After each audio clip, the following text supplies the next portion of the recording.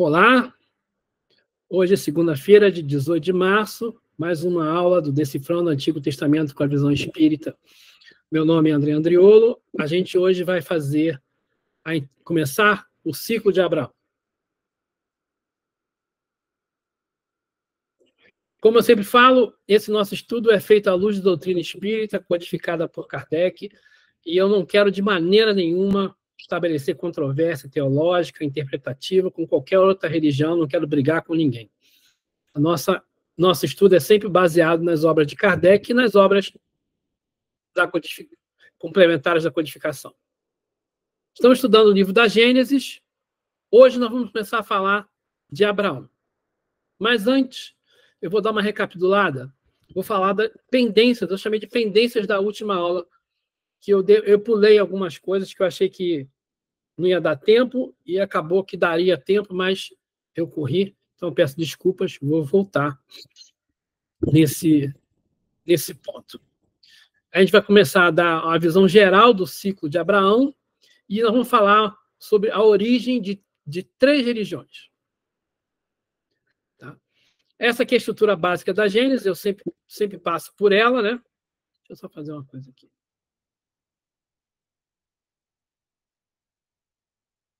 Eu sempre passo por ela, mas a gente vai falar do item 7, as gerações de Terá.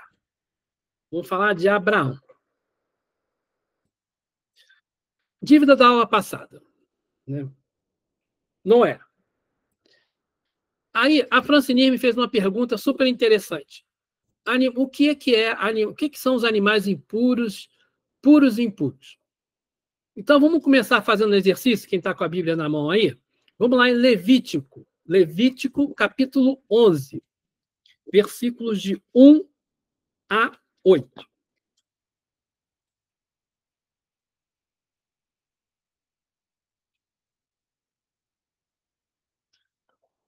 Quando vocês já tiverem chegado lá, me avisa.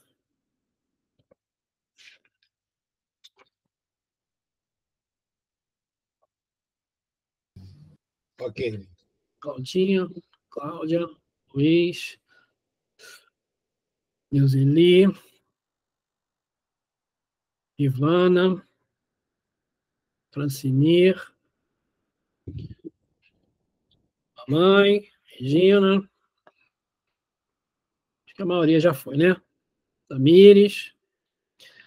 Então, lá em Levítico, né? O Levítico, ele descreve um monte de leis.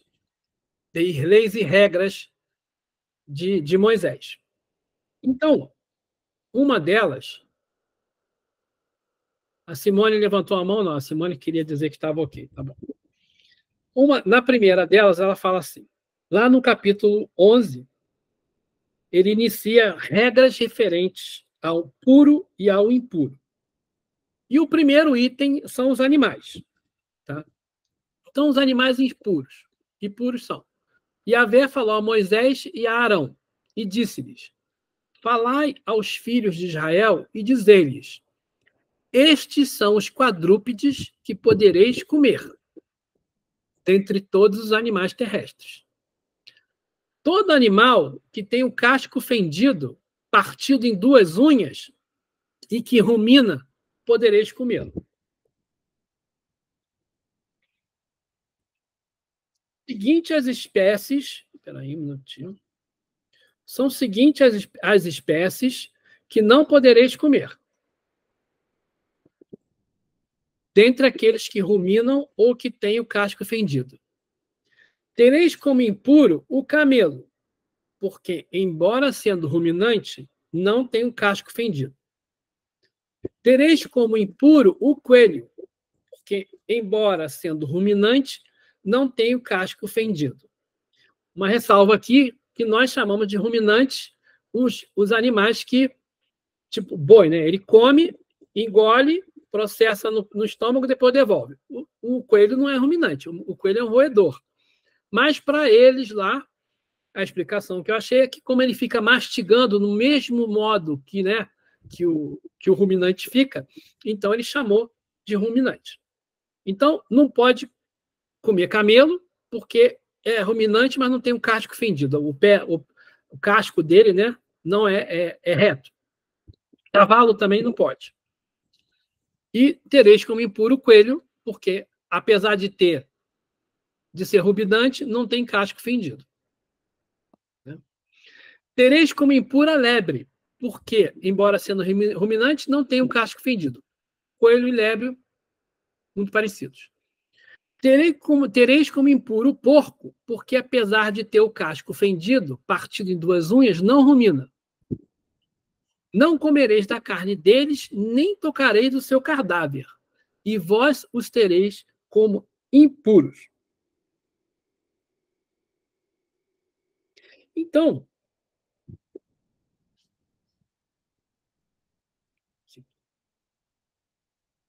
olha só que coisa interessante, né?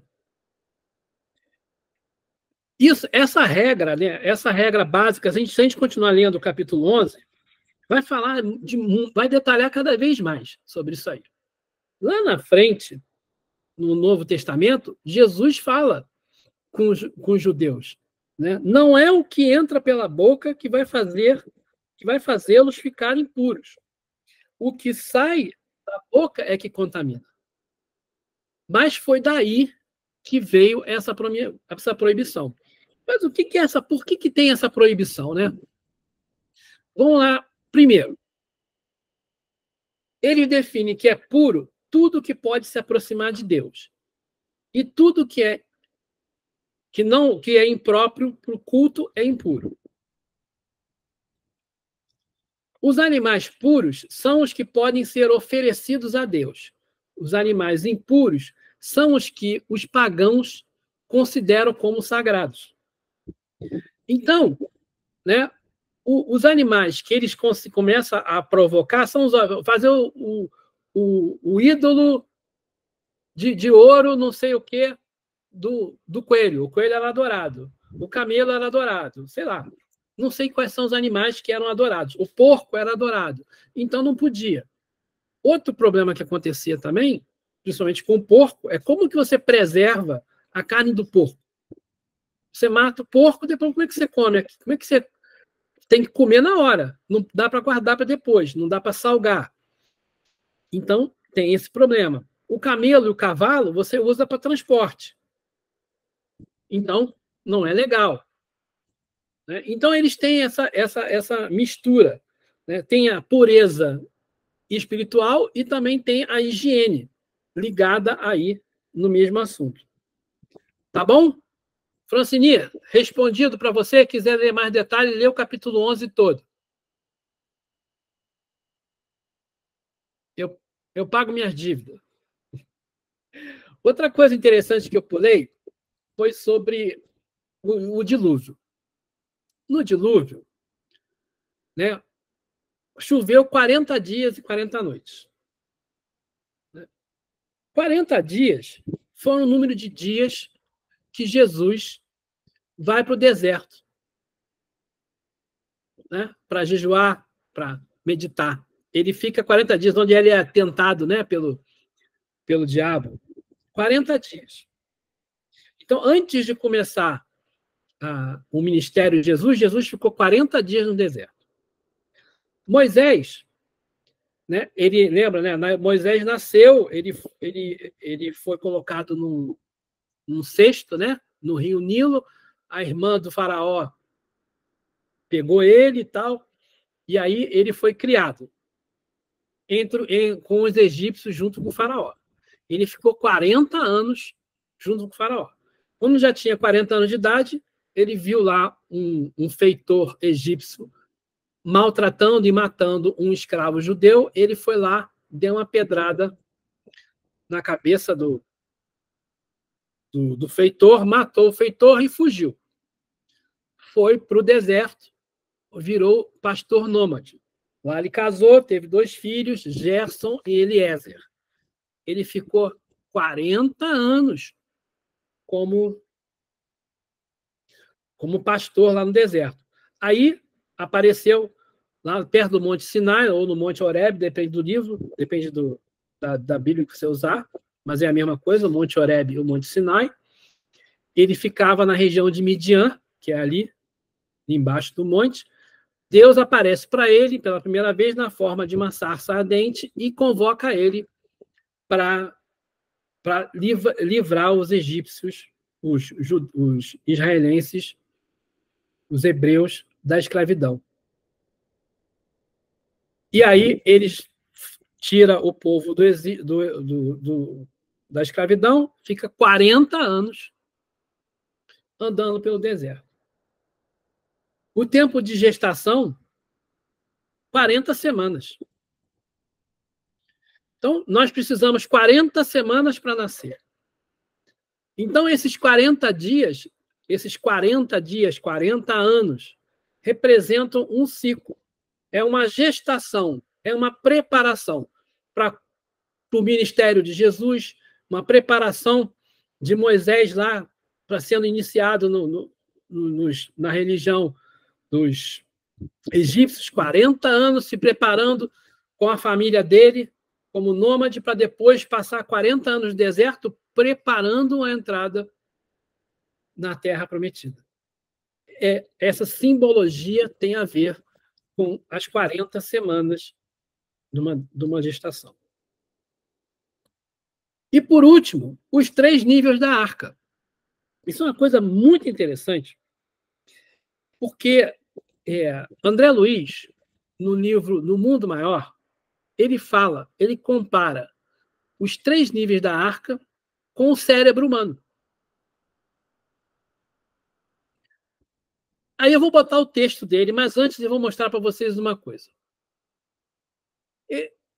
Eu não sou médico, não sou da área de saúde. Se eu falar alguma besteira, alguma inverdade, por favor, não me crucifiquem, me corrijam.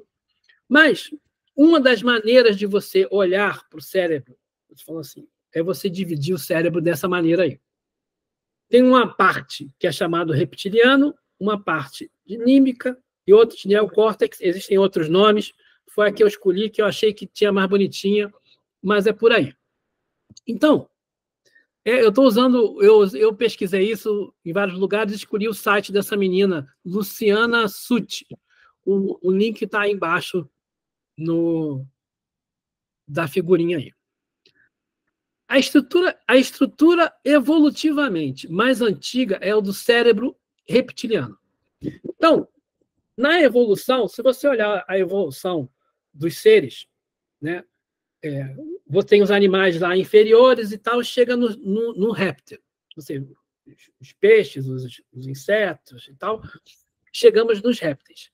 Os répteis têm um cérebro já, mas o cérebro dele é muito limitado. Né? Essa estrutura, né, evoluiu primeiro nos répteis.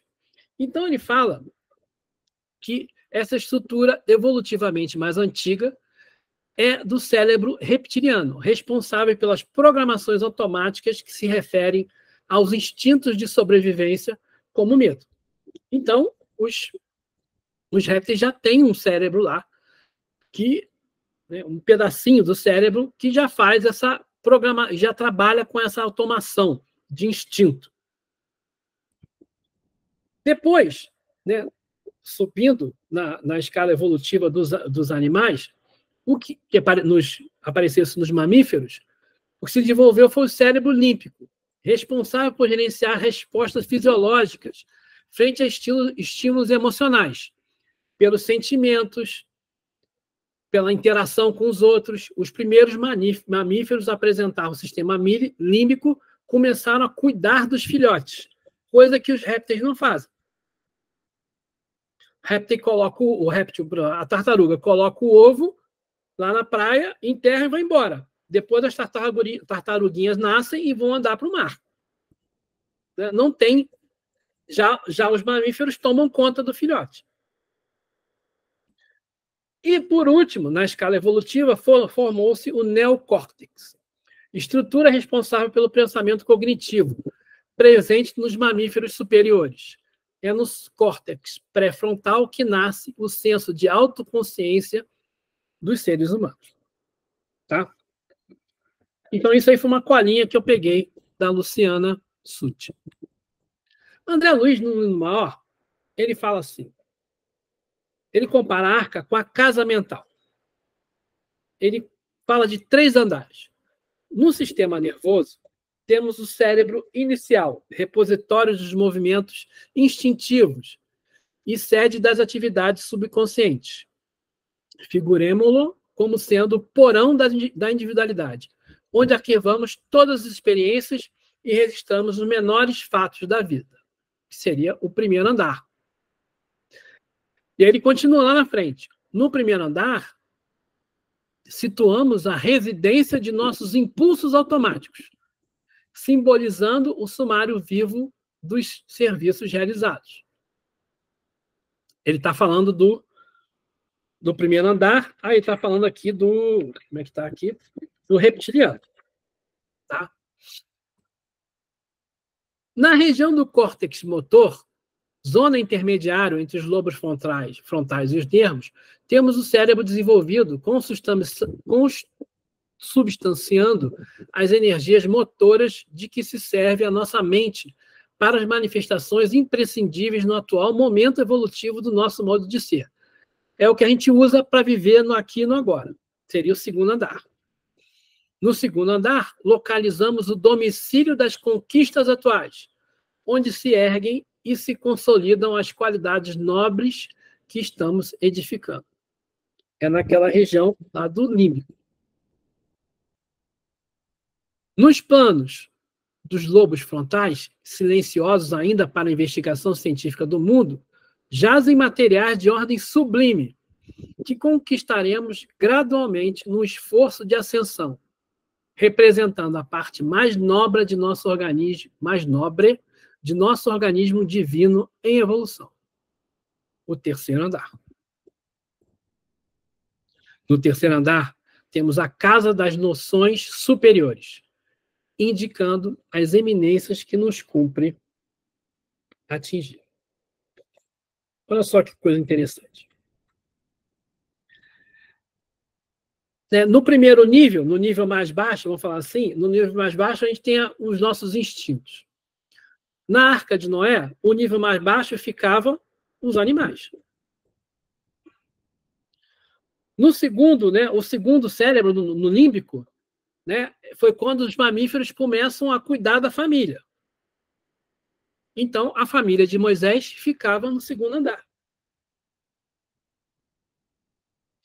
E no terceiro andar, no andar superior, são as ligações com as coisas superiores, igual ele coloca aqui.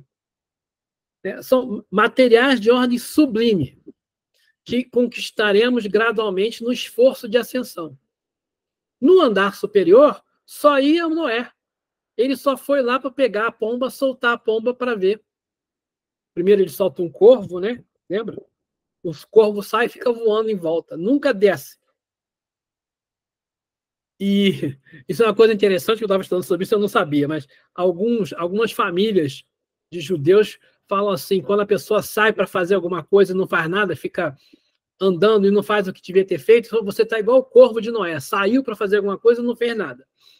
Depois ele solta a pomba 3 vezes, que ela vai e... Primeira vai e volta, não tinha nada. Na segunda ela foi e voltou, já trouxe um galinho de arruda.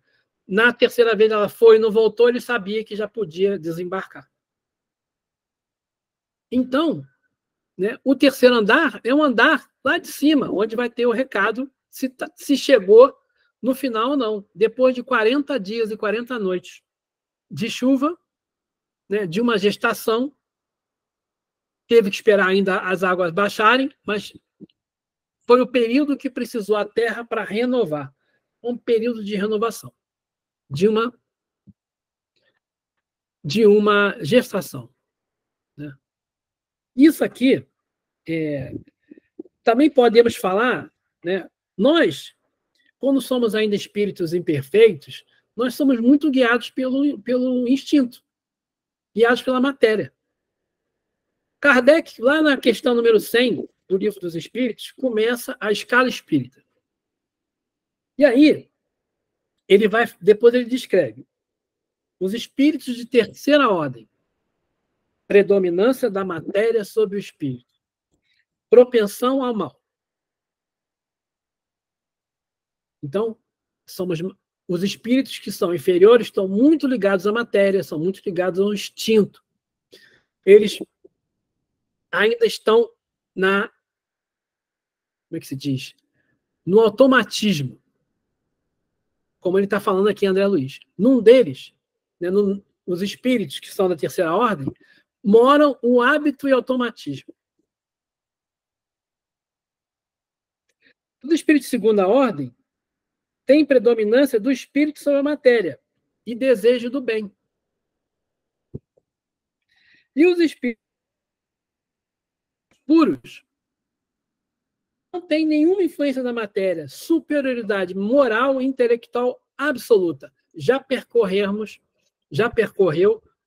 todas as faixas da escala, todos os espaços, os degraus da escala espírita. Então, numa ponta, nós temos espíritos mais inferiores, que estão presos ainda ao hábito, ao automatismo do instinto. Né? No meio, a gente ainda tem o esforço, são os espíritos bons que se esforçam e correm atrás, têm vontade de melhorar. E no último nível, é o ideal, a meta superior que já foi alcançada. E aí, André Luiz continua. Distribuímos desse modo, nos 3 andares, o subconsciente, o consciente e o superconsciente. E aí ele ainda diz, temos em nós mesmos o passado, o presente e o futuro. Que é o que todos nós buscamos, né? Lá no passado, a gente foi muito, errou muito, a gente fez muita besteira, ainda éramos espíritos primitivos, que ainda agiam como Caim, né, ao matar o irmão, egoístas, crianças. Agora nós, se Deus quiser, já estamos buscando, né, com força, nos melhorar, para que chegue, quem sabe, buscando lá na frente, no futuro, uma ascensão moral. Então, era isso que eu queria falar sobre a Arca de Noé. Tudo bem aí? Alguém quer comentar alguma coisa? Viajei muito. Tá bom? Então, vamos lá. Vamos falar, então, da genealogia. Né? Noé teve 3 filhos. Sem, Cã e Jafé. Sem teve um filho, Terá. Terá teve 3 filhos. Harã, Nacor e Abraão. Ou Abrão. Primeiro Abrão, depois Abraão. Harã teve um filho chamado Ló. Então, Ló é sobrinho de Abraão. Abraão teve 3 filhos. Ismael, Isaque e Midian. Ló teve 2 filhas, Moabe e Amon. E Isaque teve 2 filhos, Jacó e Esaú. Isaac aparece escrito igual está ali, com Q ou E, ou pode ser Isaac, com 2 As e C mudo no final. Tá? E de Jacó apareceram as 12 tribos, surgiram as 12 tribos de Israel. Nós vamos olhar hoje e na segunda-feira que vem para esse ponto aí. Ismael, Isaque, Midian e Abraão. Nós vamos focar hoje, agora e na semana que vem também. Tá? Bom, esse item 7 que a gente está falando, Abraão, vamos falar da aliança de Deus com Abraão e com a sua terra e seu povo. Então, primeira coisa que a gente, quando começa a ler a Bíblia, fala sobre a vocação de Abraão. A vocação de Abraão é, Yahvé encontra com Abraão, fala para Abraão, olha, sai da onde você está, ele estava na Mesopotâmia, e vai para um lugar que eu vou te mostrar onde você vai ficar. Aí descreve o lugar, é para ir para a Terra Prometida. E aí ele vai e acontece um monte de coisa no caminho. Ele chega no Egito, encontra, ele vai entrar com a esposa dele e os servos dele. Então, o que acontece? Aí o que acontece? Quando ele chega lá no Egito, uma coisa interessante, a esposa dele, Sara, era muito bonita.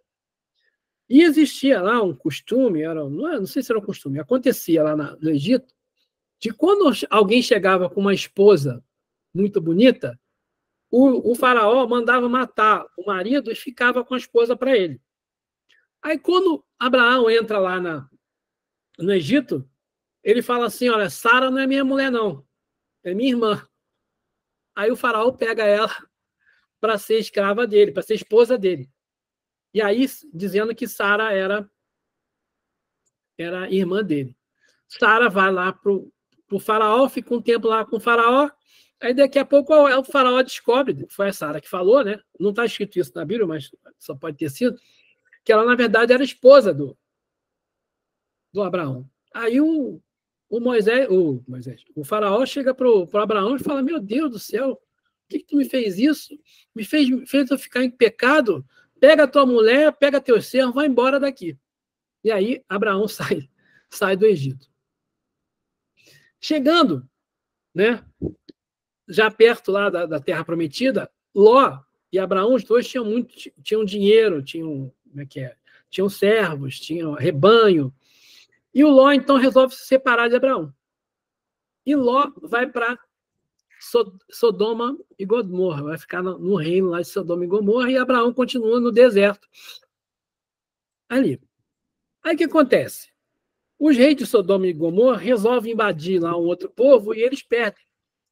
Aí o outro povo, né, que ganhou a guerra, escraviza todo mundo, saqueia Sodoma e Gomorra e mantém e deixa o Ló, sobrinho de Abraão, presos.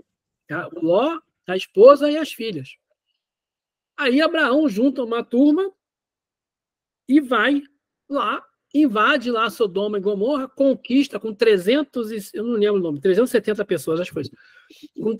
Monta um exército de 370 pessoas, vai lá, conquista Sodoma e Gomorra, devolve o dinheiro para os reis, mas 1/10 parte ele paga um dízimo para Melquisedeque.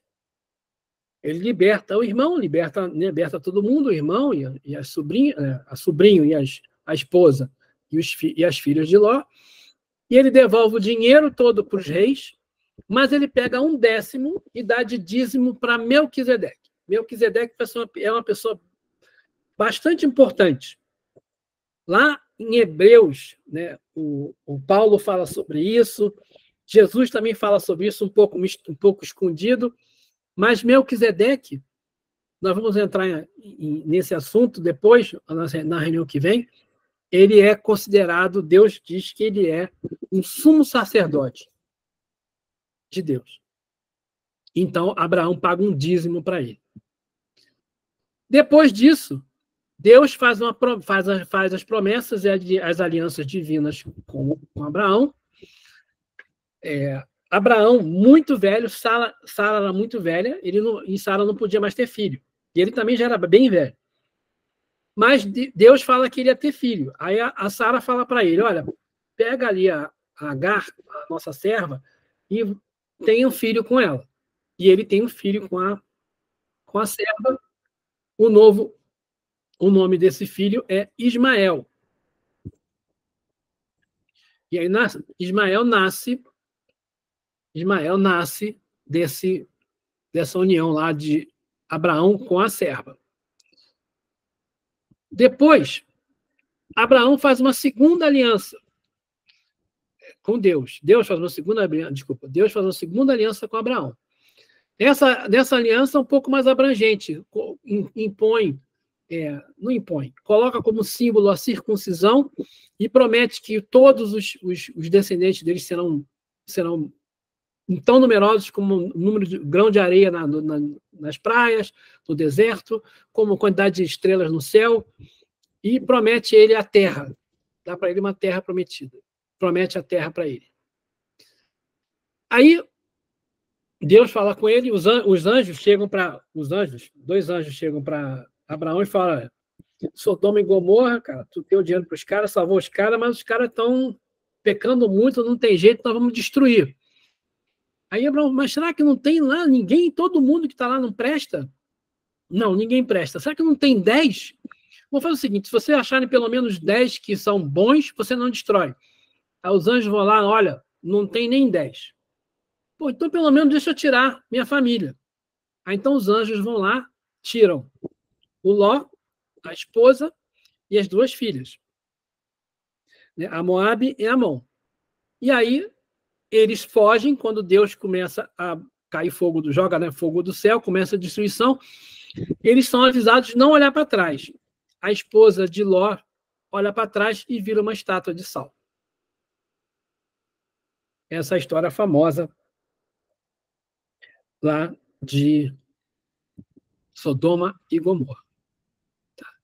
Aí, o que acontece? Uma coisa bastante interessante quando Ló chega, ele acha e as filhas fogem, né? Eles não vão para perto de Abraão. Quem salvou eles foi um anjo, foram os anjos, né? Então, os anjos somem, vão embora, eles ficam sozinhos no deserto. E aí as filhas deles acham que eles são os últimos da terra. Então tem que povoar a terra. Então, o Ló tem filhos com uma filha e filho com a outra filha. Pai e filho eles têm filhos, e daí, como é que é o nome dela? De Moabe aparecem os moabitas, e de Amon surgem os amonitas. Aí existe um encontro com os filisteus, uma briguinha ali, nasce Isaac. Deus fala para Sara, Sara, você vai ter um filho. Como que eu vou ter um filho? Vai ter filho. E aí, então, Sara tem um filho de Abraão, chamado Isaac. Aí, a Sara, depois vendo que Abraão olhava também com carinho para Ismael, ela não gosta. E fala, então, para Abraão expulsar Agar e Ismael. E eles vão embora para o norte da Arábia. E então Ismael dá origem aos árabes, aos povos árabes. Depois acontece o famoso sacrifício de Abraão, que Deus pede para Abraão levar Isaac, subir a montanha e sacrificar o filho. Quando Abraão está quase sacrificando, Deus fala, não, peraí. Olha lá na árvore ali, tem uma ovelha dentro da árvore, ou um cabrito, não lembro mais, e você sacrifica ele ao invés do seu filho. E aí, depois, era uma prova de fé de Abraão. Depois, Sara morre, aí acontece o casamento de Isaac e Rebeca. Dos filhos de Isaac vai sair Jacó e Esaú. Jacó depois vai ser chamado de Israel, e daí saem as 12 tribos de Israel. E aí, lá no final, no capítulo 25, a gente vai ter a morte de Abraão. Tá? Esse é um resuminho, uma historinha bem resumida do que a gente vai ver durante aí as próximas duas reuniões. Abraão foi o fundador e base de 3 religiões monoteístas. É super importante. O judaísmo, o cristianismo e o islamismo. Eu até peguei aqui, não sei se dá para vocês verem, eu tenho um Corão aqui em português. Existe um capítulo aqui chamado Abraão. Fala de Abraão, fala de Moisés, fala do filho, do Ismael, conta mais ou menos a história de Abraão, mas só que foca em Ismael, como Ismael sendo o primogênito, e tem uma diferença porque no Alcorão o Ismael é que é levado para o sacrifício, não é o Isaac. E depois Abraão desiste. Então, essa é uma divergência que é aqui. É bem interessante, mas a gente não está estudando o Corão, a gente está estudando a Bíblia. Vamos ficar por aqui. Então, esse ciclo de Abraão, ele começa... ele tem assim, vamos falar assim, tem 2 temas. O primeiro tema é o chamado. Né? O chamado de sair do politeísmo para o monoteísmo. Esse é o primeiro tema desse ciclo de Abraão. Né? O segundo tema é uma aliança, de que você pode fazer uma aliança com Deus. E a gente tem uma jornada para a Terra Prometida e existe a dupla promessa divina, que a descendência de Abraão seria abençoada e que eles iriam receber a Terra Prometida, que ele descreve lá, explicando geograficamente que é lá onde é Israel hoje. Tá.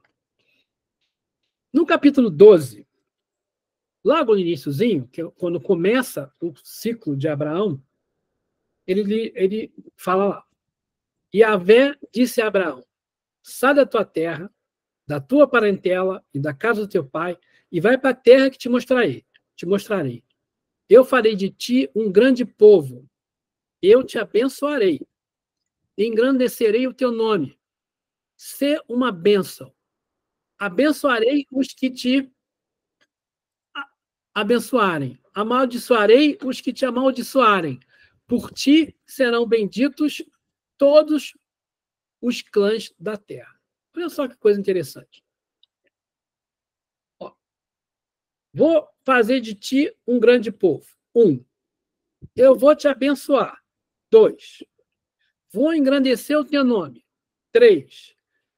Você será uma bênção. 4. Abençoarei os que te abençoarem. 5. Amaldiçoarei os que te amaldiçoarem. 6.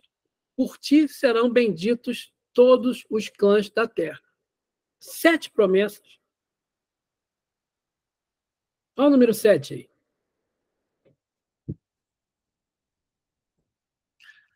Fala, Maria Luísa. André, aqui está assim, quer ver? Farei de ti uma grande nação, te abençoarei, te engrandecerei o nome, e tu serás uma bênção. Abençoarei os que te abençoarem, e amaldiçoarei os que te amaldiçoarem. E em ti serão benditas todas as famílias da terra. Sim. Não fala em cães. Porque clã é família, né? Bom, não sei. Clã é família, só muda a tradução, né? Verdade. Então tá certo. Mas isso aqui é interessante a gente ver as diferenças, né, que existem entre as traduções, porque eu acho isso muito complicado, porque você lê um negócio e na outra está escrito outro negócio, a gente fica meio zureta, né? Eu pelo menos fico. Aí por isso que eu tenho possibilidade de várias Bíblias, aí eu vou olhando numa, vou olhando na outra, vou olhando na outra. Eu, para fazer isso aqui, eu tô usando como base a Bíblia de Jerusalém. Já falei com vocês, né? Eu sempre uso essa aqui como base. Mas eu fico de olho. Eu olho Eu tenho a Bíblia do Peregrino, que eu vou acompanhando. Eu tenho essa Bíblia. Essa aqui é João Ferreira de Almeida. Eu tenho a NVI, que é protestante. E eu tenho essa também, a João Ferreira de Almeida.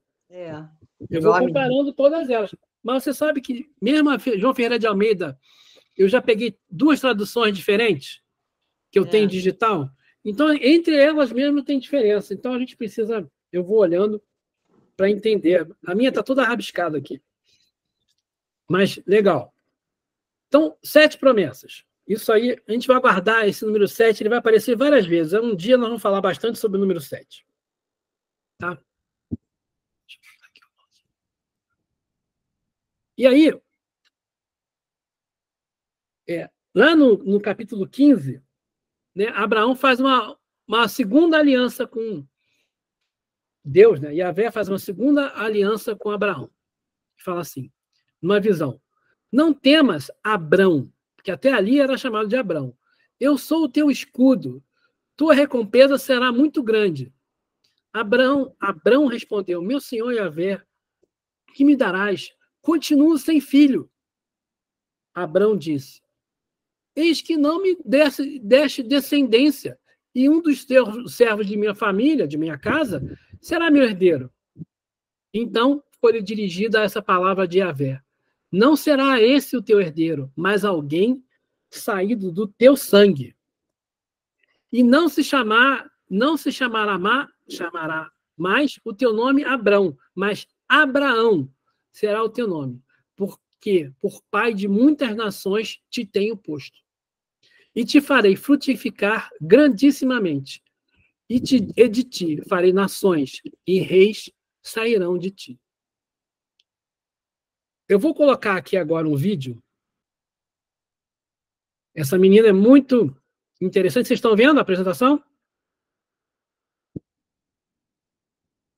E bem-vindas de volta ao Israel com a Aline e a minha casa aqui em Jerusalém. Hoje a gente vai falar da origem dos povos bíblicos, da onde surgiu o povo de Israel, qual é a relação deles com os árabes, com os edomitas, com moabitas e muito mais. Então se preparem que a gente vai mergulhar na história e na genealogia bíblica. Então, se vocês estão preparados, vamos começar. Vamos começar a genealogia bíblica a partir de Noé e dos seus 3 filhos, Sem, Cão e Jafé.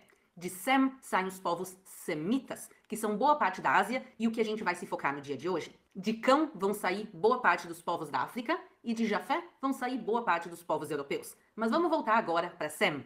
Eu vou colocando agora na tela, vocês podem ver as gerações que seguem até Abraão.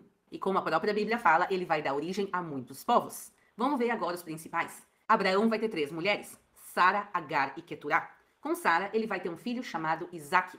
Isaac vai ter ele mesmo 2 filhos, chamados Jacó e Esaú.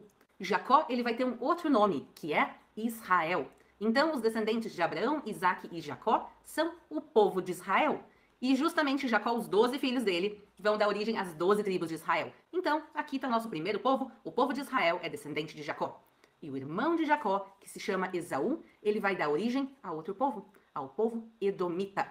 Vocês podem ver aqui no mapa onde os edomitas viviam. A palavra Adom, em hebraico, significa vermelho. E o povo edomita, quer dizer, o povo vermelho, ganha esse nome justamente porque eles são descendentes de Esaú, que segundo a Bíblia era ruivo, como está escrito em Gênesis 25:25. E saiu o primeiro ruivo, e todo como um vestido de pelo. Por isso chamaram o seu nome Esaú. E de Esaú vai sair mais um povo. Como vocês podem ver aqui, do casamento de Esaú e Adá, vão vir descendentes e um deles vai ser Amalek.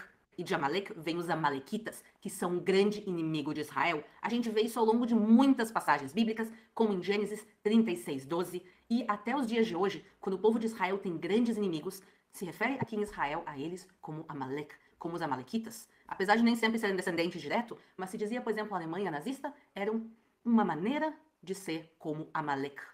Vamos voltar para Abraão e outra de suas mulheres chamada Agar. Abraão e Agar vão ter um filho chamado Ismael, o filho mais velho de Abraão, e Agar e Ismael vão ser expulsos. Para onde? Para onde hoje em dia fica a Arábia Saudita, a Península Arábica. E os descendentes de Ismael, quem vão ser? Vão ser o povo árabe. Então, os judeus de hoje em dia e os árabes de hoje em dia são primos, literalmente, porque uns vão ser descendentes de Isaac e outros vão ser descendentes de Ismael. Os árabes vão viver na Península Arábica até o século VII, quando no ano de 638, com a expansão do povo árabe e do Islã, eles vêm e conquistam parte dessa região que a gente está. Então, quando a gente fala do povo de Israel e dos árabes, são literalmente primos. E agora, Queturá, que é a menos conhecida das mulheres de Abraão, como está escrito em Gênesis 25:1 e 2, eles vão ter filhos juntos, e vocês podem ver aqui a genealogia, e desses filhos vai vir Midian, que vai dar origem ao povo midianita. Eles talvez não sejam tão conhecidos como os outros povos que a gente vai falar hoje, mas a gente conhece sim eles através de algumas passagens bíblicas. Por exemplo, quem era midianita era Jetrô. Em hebraico a gente fala Itrô. Itrô, o pai de Tzipora, quer dizer o sogro de Moisés. Também quando José é vendido pelos seus irmãos, como está escrito em Gênesis 37:28, ele vai ser vendido para midianitas e ismaelitas. Ismaelitas, outra vez, os descendentes de Ismael, que deles vão vir também os árabes. Mas não todos os povos são descendentes de Abraão. A gente tem também Arã, que é o irmão de Abraão. Ele vai ter um filho chamado Lot. E aqui vocês conhecem parte da história. É a história de Sodoma e Gomorra, quando a cidade é completamente destruída. E ele consegue fugir com as suas 2 filhas para o deserto. E a sua esposa vai virar uma estátua de sal. As filhas dele, achando que o mundo todo desapareceu e que elas tinham a obrigação de repovoar o mundo, elas vão ter filhos com o seu próprio pai. E cada um desses filhos, quem são? Da filha mais velha vai nascer Moabe, que dá origem aos Moabitas. E da filha mais jovem vai vir Ben-Ami, que dá origem aos Amonitas. Se a gente pegar agora o mapa da região, vocês podem ver que tem mais povos ainda aqui, mas não todos têm uma origem certa. Um exemplo disso são os fenícios, que é um povo que era super amigo de Israel, que ficava onde hoje em dia é o Líbano. A gente não sabe a origem certa deles, mas a gente sabe que eles eram parte dos povos cananeus, ou canaanitas. E também tem povos que viviam aqui, por exemplo, os filisteus, que não eram originalmente dessa região e que sim vieram de outros lugares. Os filisteus chegaram há mais ou menos 3.200 anos atrás aqui nessa região, vindos de, como a Bíblia nos fala, de Caftor. Agora, onde é Caftor? Tem um pouco de discussão, mas provavelmente se está falando das ilhas gregas. Então, eles vieram pelo mar há 3.200 anos atrás, e quando se fizeram estudos genéticos, nas escavações arqueológicas aqui em Israel, se encontraram esqueletos de filisteus, e a análise genética mostrava que realmente eles vieram de outra região e não eram cananeus e nem semitas, como a maior parte dos povos que a gente falou até agora. A promessa que Deus fez a Abraão realmente se cumpriu. Ele é pai de muitos povos. Os descendentes deles são incontáveis, desde os árabes ao povo de Israel e tantos outros povos aqui da região. Alguns já deixaram de existir, mas outros continuam existindo e são tão numerosos. A promessa com certeza se cumpriu. E agora, quando a gente pega a Bíblia e lê sobre os midianitas, sobre os filisteus, sobre os fenícios, sobre o povo de Israel, sobre os ismaelitas e outros que a gente falou, vocês já sabem a origem. E no final das contas, é bom lembrar também que a gente tem as nossas diferenças culturais, mas no fundo, todo mundo aqui é primo e família às vezes pode brigar, mas a gente sempre aspira por uma paz futura que vai vir entre os povos aqui da região. Espero que vocês tenham gostado de conhecer um pouquinho mais da genealogia bíblica aqui da região. Se vocês têm dúvidas, se vocês têm sugestões de novos conteúdos, podem colocar aqui embaixo e a gente vai tentar responder nos próximos vídeos. E se vocês têm interesse de aprender um pouquinho de hebraico, ou moderno, ou bíblico, eu aconselho vocês também a olharem a Roseanne Hebrew School, onde vocês podem aprender do conforto da casa de vocês. Eu vou deixar o link aqui na descrição e no primeiro comentário. Um grande beijo e a gente se vê na próxima. Shalom!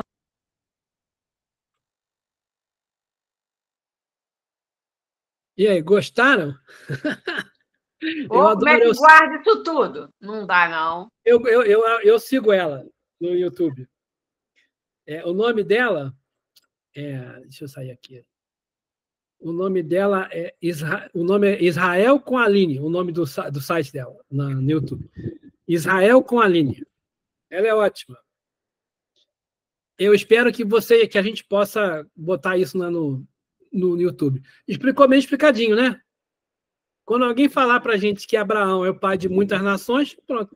Eu até pensei em fazer uma coisa parecida com ela, mas não tenho a menor condição. Ela tem muito talento, eu não tenho nenhum. Então, vamos fazer assim, né? Vamos lá. Voltando, então,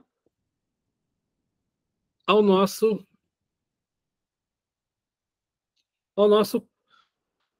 feijão com arroz aqui. Então, já vimos aqui do pai de uma multidão de nações. Que coisa interessante, né? Então, já Ismael deu origem ao povo árabe. A gente viu, ela falou lá, a Aline falou. Aí outra coisa que eu esqueci de falar, a Aline, ela está em Israel, ela é israelense. Eu não sei exatamente se ela nasceu no Brasil, mas ela tem um sotaque bem forte, né? E aí por isso que é legal a gente ouvir dela, ouvir de um israelense, né? Os assuntos. Os descendentes de Ismael constituem as tribos da Arábia do Norte. Está enterrado em Meca, na Arábia Saudita. Quando os muçulmanos fazem a peregrinação a Meca, eles ficam andando ali em volta, é do túmulo de, se não me engano, de Maomé, né? Mas ele também está lá, o Ismael também está lá enterrado ali. O Islã enfatiza a importância de Ismael pelo fato de ter sido filho primogênito, um dos construtores da Kaaba e ancestral do profeta Maomé. Então, Maomé é descendente de Ismael. Para os muçulmanos também está claro o fato que o filho que Abraão ia sacrificar era Ismael, o único que poderia ser filho único e primogênito. Então, são essas diferenças que tem aí. Isso também peguei na internet, num site chamado Icarislam. É um site em inglês, eu traduzi aqui para o português, tá bom? Bom, Noé, né, a aliança de Deus com Noé, ele fala assim, olha, não vou mais destruir a terra. Não vou mais destruir a vida na terra, tá tudo bonito. E ele comemora, ele celebra essa aliança com um arco-íris. Eu até esqueci de falar isso com vocês. Ele celebra essa aliança com um arco-íris. Bom, Abraão, ele prometido a ele que os descendentes dele se multiplicariam como as estrelas do céu, eles herdariam a terra de Canaã e que todas as nações seriam abençoadas. E Deus não pede nada em troca. Deus não pede nada em troca. Mas ele usa a circuncisão como símbolo. Como Noé o símbolo era o arco-íris, aqui o símbolo é a circuncisão. E aí, olha o texto lá no capítulo 17, versículo 4. Quanto a mim, eis a minha aliança contigo. Serás pai de uma multidão de nações. E não mais te chamarás Abrão, mas teu nome será Abraão, pois eu te faço pai de uma multidão de nações. Eu te tornarei extremamente fecundo. De ti farei nações, e reis sairão de ti. Estabelecerei minha aliança entre mim e ti, e tua raça depois de ti, de geração em geração, uma aliança perpétua, para ser o teu Deus e o de tua raça depois de ti. Então, essa aqui é a promessa.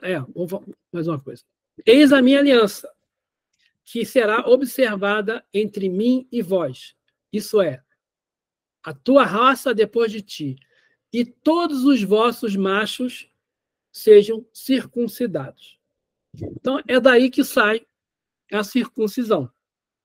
A circuncisão simboliza a aliança de Deus com Abraão, com o povo hebreu. Então, é o símbolo, né, da aliança. Tudo bem? Tudo certo aí? Uma coisa interessante, eu conversei isso com o pessoal lá no centro na terça-feira, né, existe uma diferença entre promessa e profecia. Na Bíblia, por favor. Na Bíblia, toda vez que fala em promessa, é de uma coisa boa.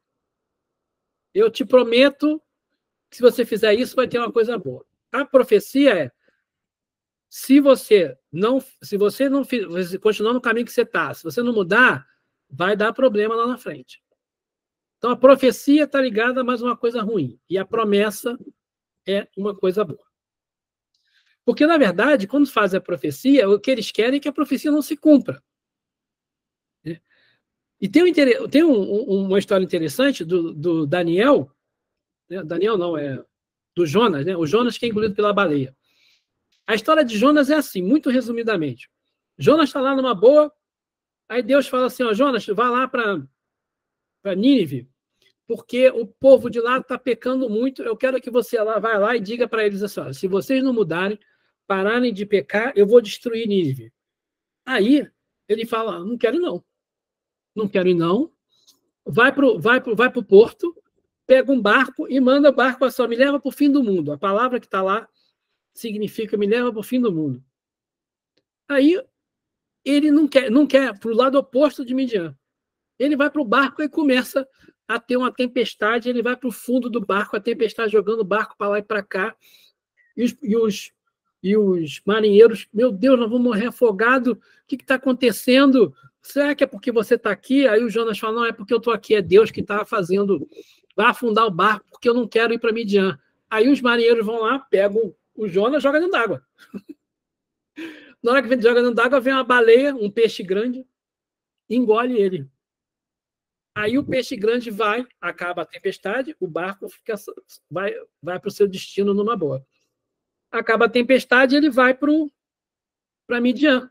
Quer dizer, a baleia vai lá, depois de 3 dias, larga ele larga lá em Midian, e aí ele sai, chega lá, pô, ó, aconteceu isso, aquilo comigo, Deus falou que se vocês não se regularem, vai destruir a cidade.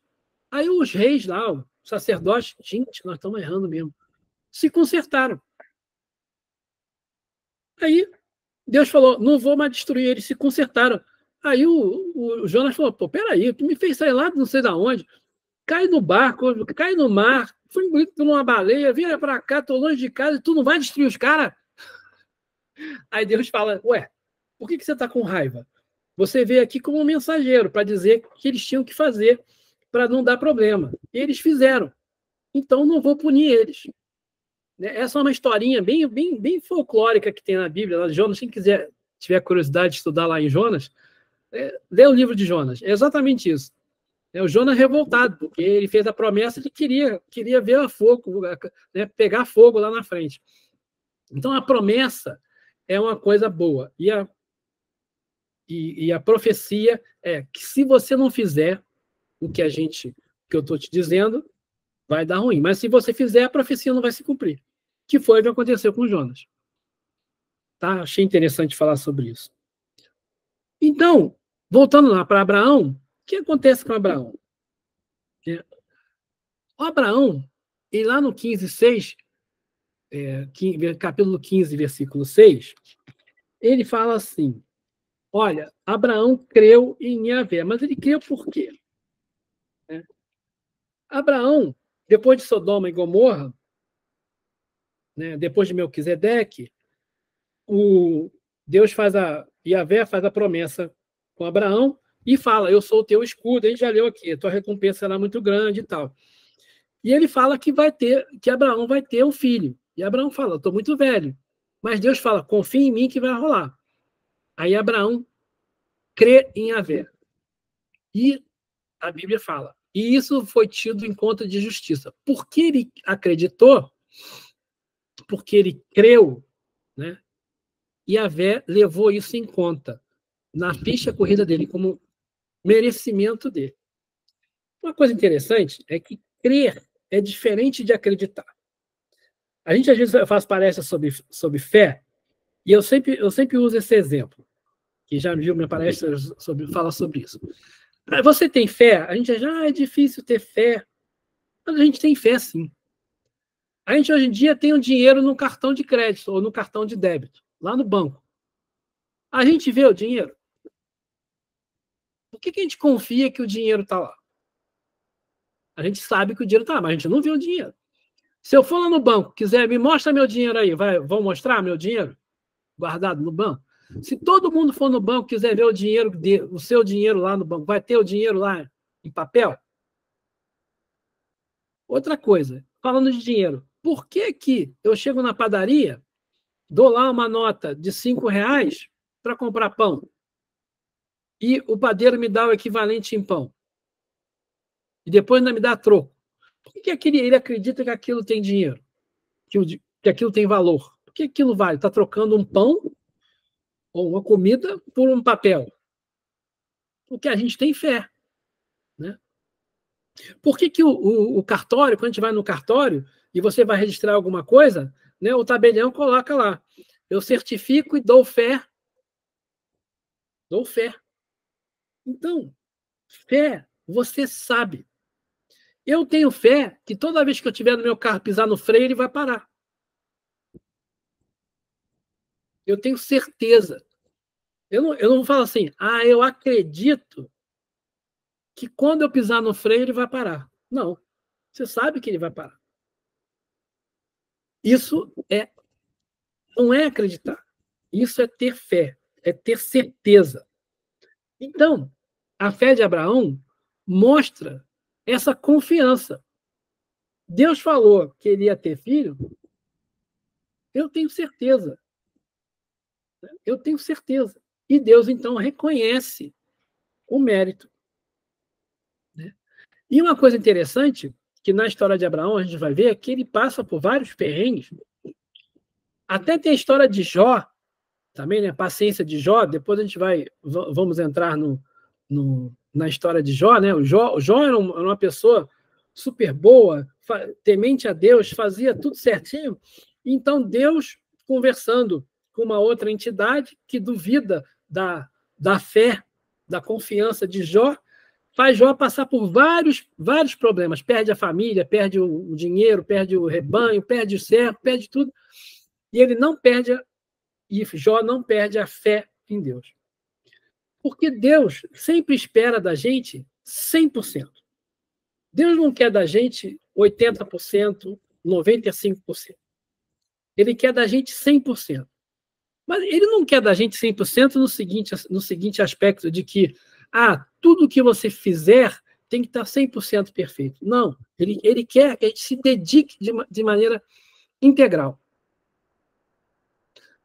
Porque o que Abraão está mostrando é que quando a gente tem certeza que o que a gente vai fazer está de acordo com a lei divina, nós temos que ir naquela direção com confiança.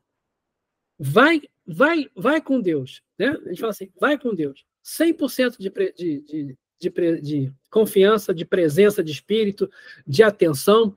Então, quando nós vamos estudar, né, para uma palestra, a Maria Luísa estava falando aqui, eu queria uma outra fonte, não sei o quê, para o assunto que eu estou estudando. Por quê? Porque ela está se dedicando 100% no assunto. A palestra não é hoje, a palestra é daqui a pouco, outro dia. Ela está se dedicando. Eu, quando estava estudando para esse assunto, eu estou me dedicando. Quando eu vou cuidar da minha família, eu me dedico a 100% à minha família. Quando você vai se preparar para uma entrevista de emprego, você se dedica a 100%. Então, quando a gente também está tentando se melhorar, eu quero melhorar, eu quero evoluir, eu quero ser um espírito melhor, a gente tem que se dedicar 100%. Porque quando nós nos dedicamos 100%, Deus leva em conta. Deus leva em conta. Isso é mérito, isso vira aquisição, isso vira atenuante para nossas faltas. É isso que Deus quer. O que é a Bíblia, na verdade, o que é a doutrina espírita, na verdade, o que são as revelações, na verdade? É um plano de educação que Deus fez para a gente e deu para a gente. Plano de educação, um plano de purificação espiritual. Se a gente fizer isso, se a gente seguir essa regrinha, essa receitinha de bolo, a gente vai chegar lá. Por quê? Se nós entendemos o que Deus quer, nós estamos acreditando nele. E se a gente der 100% do que a gente pode, a gente está tendo fé. E quando a gente tem fé e a gente se dedica 100%, Deus leva isso em consideração ao nosso favor. Então, por isso que o tempo todo, 40 dias, 40 semanas, 40 anos, a gestação. A gente sempre tem um período para a gente aprender. E lá no final, vai aparecer o homem novo. Vai nascer de novo. Da água e do Espírito. Nós vamos nascer de novo várias vezes, como espíritos encarnados. Mas o maior nascimento nosso vai ser quando a gente puder aprender, se tocar, que o que é bom para a gente pega, e o que é ruim para a gente sai fora.